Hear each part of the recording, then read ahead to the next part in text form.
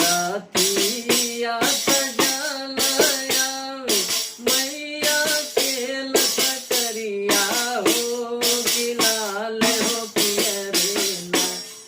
ओ कि लाल हो पियरे ना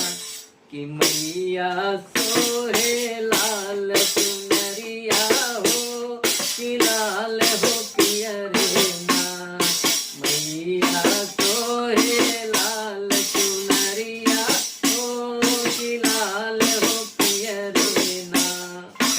अड़हुल के फूलवा पे मोहेलू मयरिया हो कि लाल हो पियरे ना ओ कि लाल हो पियरे ना कि मैया के लाल लागे नजरिया हो कि लाल हो पियरे ना मैया के लाल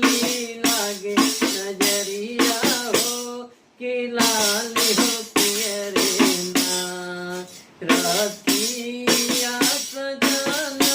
आवे मैया के लसकरिया हो कि लाल हो पियरे ना